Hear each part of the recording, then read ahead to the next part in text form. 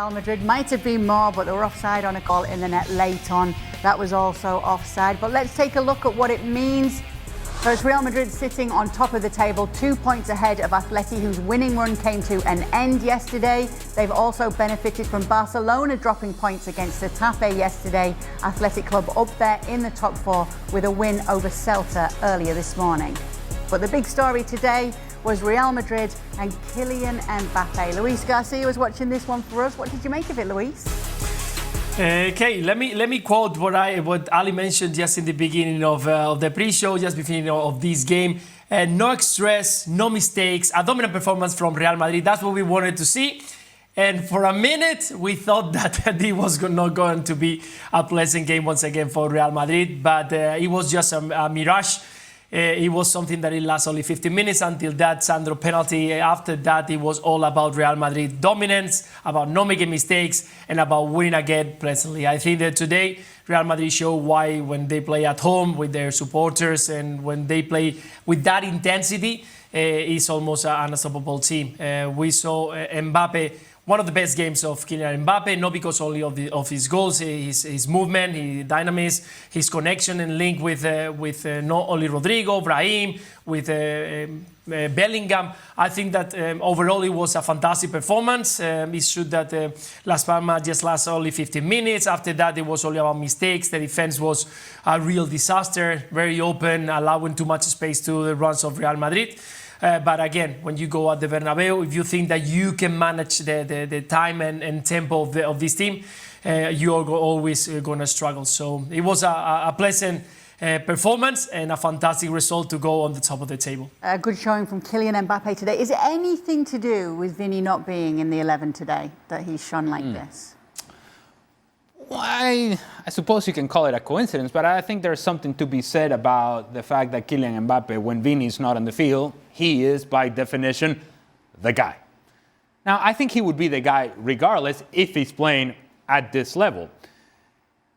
And more so than talking about whether Vinny's absence makes a difference or not, what I think is far more important here, if you're everybody else in La Liga and you're beginning to see what Kylian Mbappé can do for Real Madrid, because him playing at this level makes Real Madrid certainly look unstoppable. They looked unstoppable today against, admittedly, Las Palmas, who, by the way, not that there is ever a bad time to score a goal, let's not get crazy, but the worst thing that could have happened to them was score a goal 20 seconds in. That actually woke Real Madrid up, and it's like, hang on for the next 89 minutes. That was never going to happen. Las Palmas provided all the space, but that doesn't take away from the fact that Kylian Mbappé was impressive today. Not only in the goals, his overall play, his overall movement, his overall touches, how sharp he was. All of those things are great news for Real Madrid, awful news for the rest of La Liga. Have you got any thoughts yourself, Luis, on Kylian Mbappe's display today in the absence of Vinny Jr.? No, I think that, let's don't get it wrong. Of course, it was a good performance of Real Madrid, fantastic performance of Mbappé, and that is not Vinny Jr. there. That means that it could have even worse. Apart from that Vinny Jr.'s concerning moments when he got out of focus and distracted about complaining with the referee or with the opponent or with the fans, he's a top player, and if he's on the field, Real Madrid is always going to look strong. It's true that what Ali just mentioned about the balance of the team going forward and in transition in defense, you're going to have a player who is not running as much as maybe Brahim Diaz, or is not going to run as much as Rodrigo Goes when he's on the field, because those are players who can track back, who the work rate is a little bit more efficient.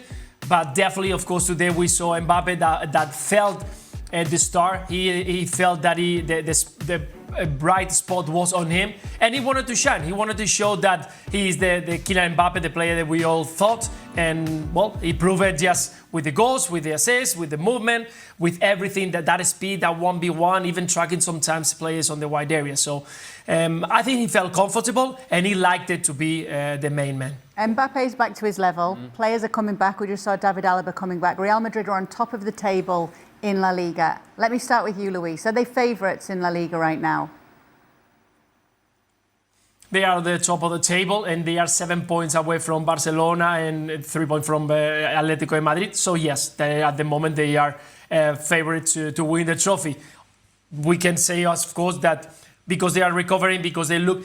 I think for Real Madrid to be favorites, because even when they are not playing well, even with the start of the season that we've been talking about, the lack of idea, of the style of football, the lack of good performances, they continue getting the results. They continue performing and being good and on the race to La Liga. So I think that's why favorites are always Real Madrid when the start of the season, because they manage to, even in the worst moment, to continue getting the results. Even with all the problems, all the injuries, manage to continue to get results. So yes, right now, favorites, of course, Real Madrid to win La Liga.